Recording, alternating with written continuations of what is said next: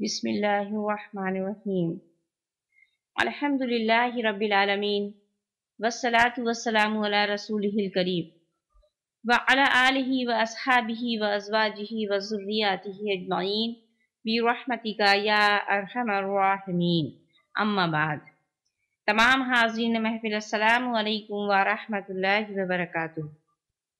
आज मैं जिस उन्वान पे आपसे बात करूँगी वो है शिर्क। क्योंकि अल्लाह रब्बुल आलमीन ने कुरान मजीद में बारहा ये फरमाया, अगर मैं चाहूँ तो किसी के सारे गुनाह माफ़ कर दूँ, लेकिन कुफ्र और शिर्क को मैं माफ़ नहीं करूँगा।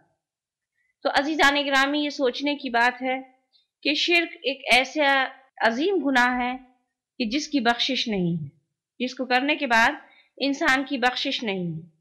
तो सोचिए फिर हमें इसके बारे में कितना मालूम होना चाहिए, हमें इसकी बारीकियाँ मालूम होना चाहिए कि ज़िंदगी के किसी लम्हे में कहीं पर हमसे कोई ऐसा काम तो नहीं हुआ जो शिर्क में शामिल हो जाए और क़यामत में हमारी बख्शिश ना हो सके। तो आज मैं इसी के बारे में आपको बताऊंगी कि शिर्क क्या है, शिर्क की किस्में क्या हैं, हम हमारी ज़िंदगी में कहाँ कहाँ शिर्क हो जाता है। और फिर बड़ी गहराई से हम अपना मुहासबा करेंगे, हम देखेंगे कि पिछली ज़िंदगी में हमसे कहाँ कहाँ क्या क्या गलतियाँ हुई और तहे दिल से अल्लाह रब्बुल आलमीन से इस शिर्क के लिए माफ़ी मांगी। अल्लाह तव्वाबुर रहीम है, वो माफ़ करने वाला है। तो अल्हम्दुलिल्लाह, आज ज़िंदगी रहते अगर हम इस टॉपिक के बारे में पूरी जानकारी हासिल कर लें और पूरी ज़िंदगी के लिए शिर्क जैसे अजीम गुनाह से बच जाएं, तो ये हमारे और आप सब के लिए अल्लाह ताला की बहुत बड़ी नेमत होगी। तो ये बताते हैं आपको कि शिर्क क्या चीज़ है। शिर्क होता है अल्लाह की ज़ात में किसी को शरीक करना, अल्लाह के साथ किसी भी हस्ती को। वो नबी भी हो सकता है, वो कोई औलिया भी हो सकता है, वो कोई बुजुर्गाने दीन भी हो सकता है, देवता भी, देवी भी, मूर्तियां, सूरज, चांद, जमीन, आसमान, यानी पूरी दुनिया में अल्लाह के सिवा जिन जिन अशिया की भी इबादत की जा रही है, ना अहल ना समझने वाले लोग अल्लाह के साथ उन चीज़ों को शामिल कर लेते हैं, उसको शिर्क कहते हैं। यानी अल्लाह के साथ किसी और शय को शामिल कर लेना शिर्क कहलाता है। अल्लाह में भी मानना और उन तमाम हस्तियों में भी मानना, ये शिर्क है। अब शिर्क की जो किस्में हैं वो बड़ी बड़ी किस्में चार। पहली किस्म है अल्लाह की ज़ात के साथ शिर्क, दूसरी है अल्लाह की सिफात के साथ शिर्क, तीसरी है अल्लाह के हुकूक के साथ शिर्क, और चौथी है अल्लाह के इख्तियारात के साथ शिर्क। मेरी नज़र में पूरी दुनिया में शुरू से लेकर अब तक जितने भी शिर्क हुए हैं वो सब शिर्क इन चार किस्मों में आ जाते हैं।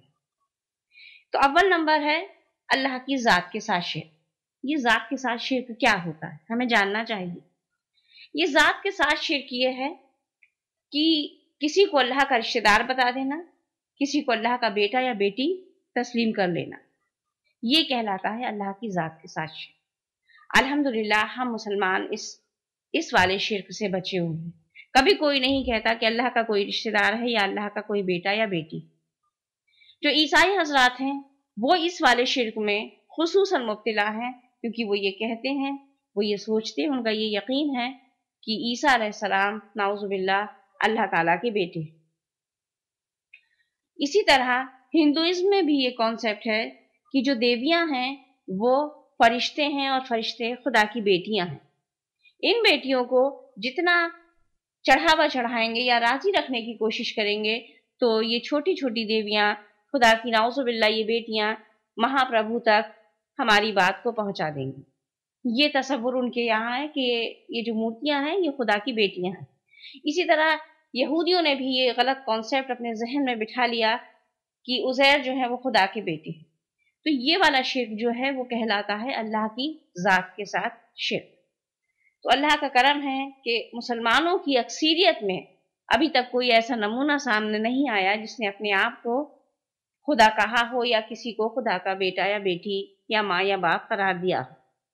अल्लाह ताला कुरान मजीद में ये फरमाता है, कुल हुवल्लाहु अहद अल्लाहुस समद लम यलिद वलम यूलद वलम यकुल लहू कुफुवन अहद। ऐ नबी सल्लल्लाहु अलैहि वसल्लम, कह दीजिए कि अल्लाह एक है, वो यकता है, उसके जैसा कोई नहीं, सब उसके मोहताज हैं, वो किसी का मोहताज नहीं। वो किसी का बेटा नहीं और ना ही कोई उसके बेटा है, और कोई उसके जैसा नहीं, ना वो किसी के जैसा है। तो ये अल्लाह ताला ने जो खुसूसियात बताई हैं अपनी, ये दुनिया में जितने भी माबूद पूजे जाते हैं, ये खुसूसियत किसी के अंदर पैदा नहीं हो सकती, क्योंकि हर इंसान या कोई भी चीज़ या तो बनाई गई है या पैदा की गई है, और वो ना हमेशा से है ना हमेशा रहती है, कोई ना कोई उसका पैदा करने वाला ज़रूर होता है। तो ये चारों सिफात जिसके भी अंदर हैं वही बस अल्लाह है। और दूसरे नंबर पर जो शिर्क है वो है अल्लाह की सिफात के साथ शिर्क। इसको बहुत खुसूसन समझने की ज़रूरत है, क्योंकि अक्सर कर मुसलमान इस वाले शिर्क में मुब्तला हो जाते हैं।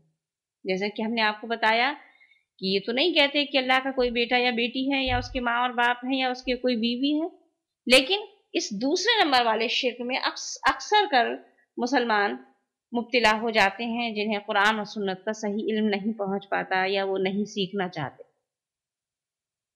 अब अल्लाह के साथ, अल्लाह की सिफात के साथ शिर्क क्या है?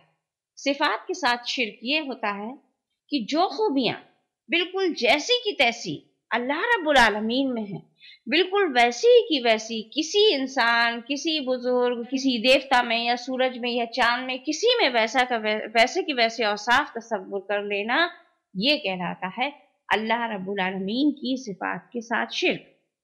यानी अल्लाह अलीम है, अल्लाह खबीर है, अल्लाह देखने वाला है, अल्लाह सुनने वाला है, अल्लाह जानने वाला है।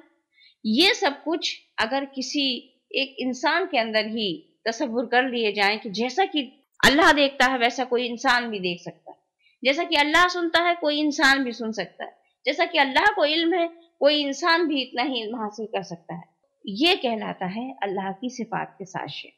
इनमें से कुछ खुसूसियात अल्लाह ताला ने हम लोगों को भी दी है।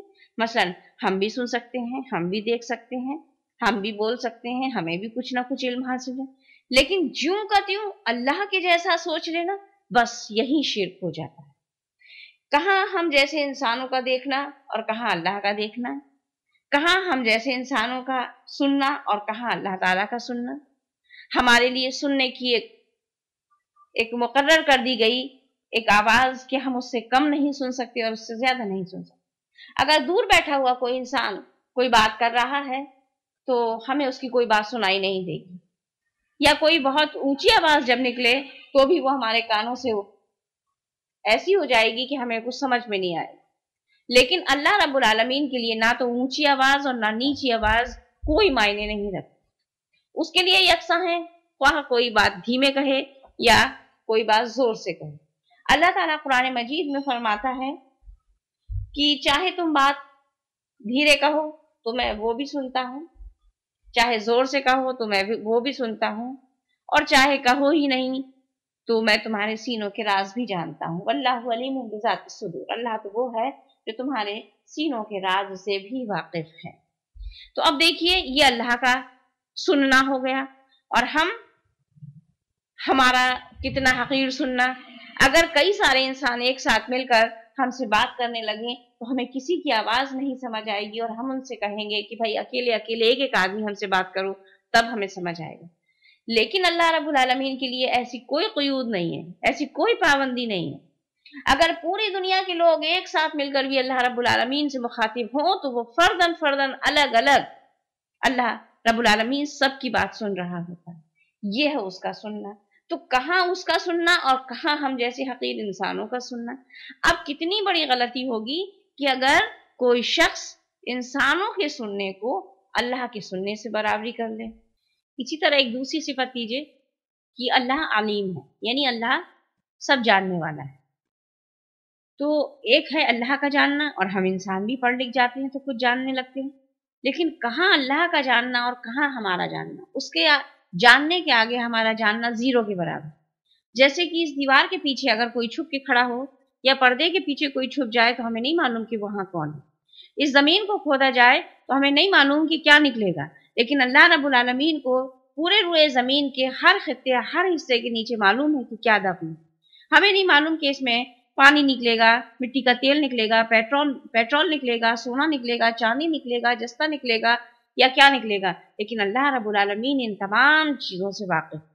تو اس کے لیے یکساں ہے کہ اندھیرا ہو یا روشنی ہو، پردے ہو یا نہ ہو، اس سے کوئی مطلب نہیں۔ اللہ رب العالمین ہر چیز کو دیکھنے والا، ہر چیز کو جاننے والا، ہر چیز کو سننے والا ہے۔ تو یہ کتنی بڑی کمظرفی کی بات ہے کہ ایک انسان کے دیکھنے، جاننے اور سننے کو اللہ کے جاننے اور سننے سے تصور کیا جائے۔ یہ شرک عظیم، ظلم عظیم ہے اللہ رب العالمین کے اوپر، اسی لیے اس شرک کو ظلم کہا گیا ہے۔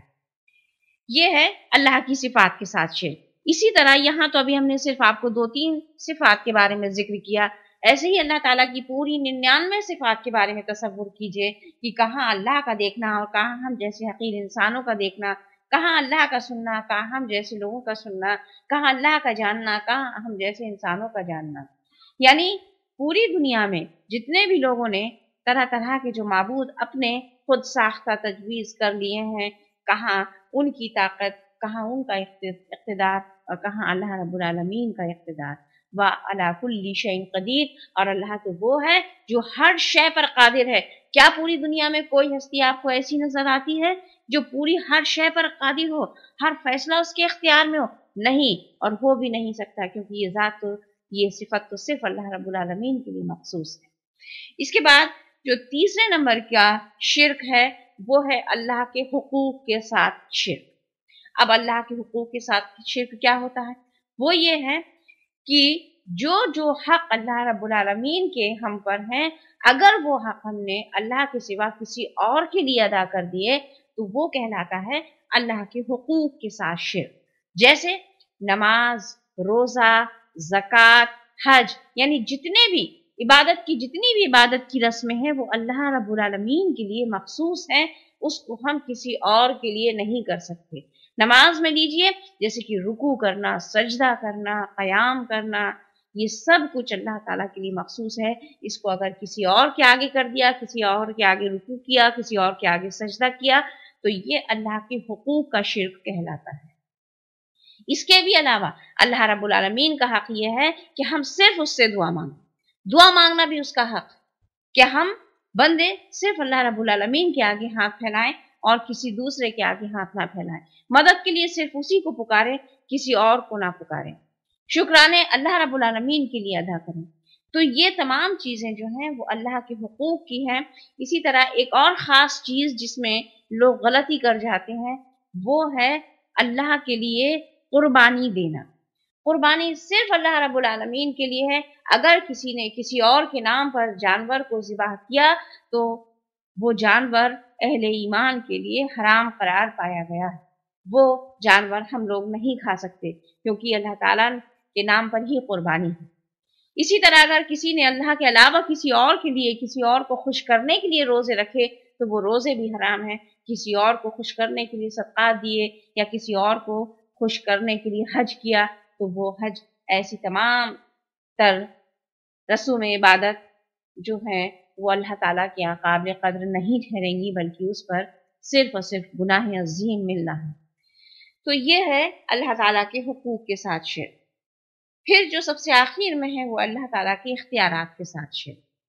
ابھی تک آپ جو صرف شرک سنتے چلے آئے اس میں اول نمبر پر تھا اللہ کی ذات کے ساتھ شرک، پھر دوسرا اللہ کی صفات کے ساتھ شرک، پھر تیسرا اللہ کے حقوق کے ساتھ شرک، اور اب چوتھا آپ کو سمجھا رہے ہیں وہ ہے اللہ کے اختیارات کے ساتھ شرک۔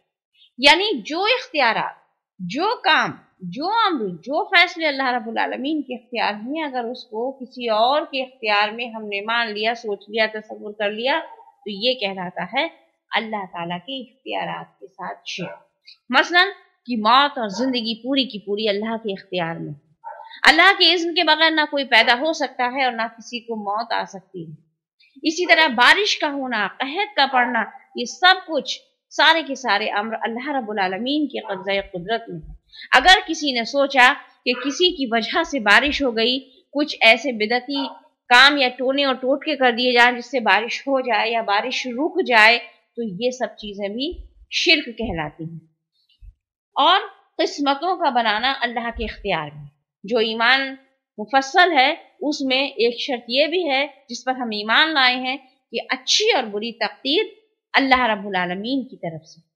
تو کسی پیر کا مرید ہونے کے بعد یا کوئی اور ایسا کام کر لینے کے بعد کوئی انسان یہ سوچے کہ فلاں شخص کی وجہ سے میری قسمت عروج پر جا رہی ہے، یا فلاں شخص نے میری قسمت کو باندھ دیا ہے، یا میرا رزق باندھ دیا ہے اس نے جادو ٹونے ٹوٹکے کر کے، تو یہ تمام تصورات جو ہیں وہ اختیارات کے ساتھ شرک میں مبتلا ہو جاتے ہیں۔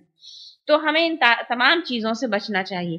ابھی شروع میں ہم نے یہ بولا کہ موت اور زندگی اللہ کے اختیار میں ہے، ایسے ہی اگر کوئی یہ تصور کرے کہ فلاں جگہ جانے سے اگر بیٹا مل جاتا ہے، کوئی کسی کو مار بھی سکتا ہے اللہ کے اذن کے بغیر، تو یہ تصورات بھی پورے کے پورے مشرکانہ ہیں، اللہ کے اختیار کے ساتھ شرک ہیں، کیونکہ اللہ تعالیٰ ہی پورے انسانوں کو پیدا کرنے والا ہے۔ اکثر کر کے ہم یہ دیکھتے ہیں کہ لوگ مزاروں پر جاتے ہیں اور یہ دعا لے کر کے مجھے بیٹا ہو جائے، اولاد ہو جائے، اور جب ان کو اولاد ہو جاتی ہے تو ان کا کہنا یہی ہوتا ہے کہ مجھے فلاں صاحب نے اولاد دی، ان کے یہاں سے مجھ کو بیٹا ملا۔ لیکن اللہ قرآن مجید میں اس شرک کی تردید یوں کرتا ہے کہ وہ لوگ جو اللہ کو چھوڑ کر دوسروں کو پکارتے ہیں، وہ تو خود ایک دن اپنی ماں کے پیٹ سے پیدا کیے گئے تھے اور انہیں تو یہ بھی خبر نہیں کہ دوبارہ کب اٹھائے جائیں گے۔ اور دوسری جگہ فرمایا کہ وہ لوگ جو اللہ کو چھوڑ کر دوسروں کو پکارتے ہیں، وہ تو کھجور کی گٹھلی کے چھلکے کے بھی مالک نہیں ہیں، یعنی ان کے اختیار میں کچھ نہیں ہے۔ اللہ تعالیٰ کہتا ہے کہ جو دعائیں مانگنا ہے مجھ سے مانگو، لیکن علم کی کمی کی وجہ سے لوگ جو ہیں اللہ کے ساتھ اس طریقے سے شرک کرتے ہیں۔ تو اللہ تعالیٰ سے دعا ہے کہ اللہ ہم لوگوں کو چھوٹے سے چھوٹے اور بڑے سے بڑے سارے شرکوں سے بچنے کی توفیق عطا فرمائے۔ اس کا بچنا، اس کا جاننا اس لیے ضروری ہے کیونکہ قرآن حدیث میں یہ آیا ہے، نبی صلی اللہ علیہ وسلم یہ فرماتے ہیں کہ شرک کو تم معمولی چیز نہ سمجھنا۔ شرک ایک ایسی شے ہے جس کو تم اپنی زندگی میں آسانی سے پہچان نہیں سکتے۔ اس کی مثال دیتے ہوئے نبی صلی اللہ علیہ وسلم فرماتے ہیں کہ شرک ایسا ہے جیسے کہ کالی رات میں ایک پہاڑ پر رینگتی ہوئی کالی چیٹی۔ تو جس طریقے سے وہ ہمیں آسانی سے نظر نہیں آتی، ایسے ہی ہماری زندگیوں میں شرک ہو جاتا ہے اور ہم سمجھ ہی نہیں پاتے کہ ہم نے اتنا بڑا گناہ کر دیا ہے۔ تو میری عزیزان گرامی، آپ سب سے یہ التجا ہے اور اللہ رب العالمین سے دعا ہے کہ اللہ تعالی ہم سب لوگوں کو شرک سے بچنے کی توفیق عطا فرمائے۔ وآخر دعوانا ان الحمد للہ رب العالمین۔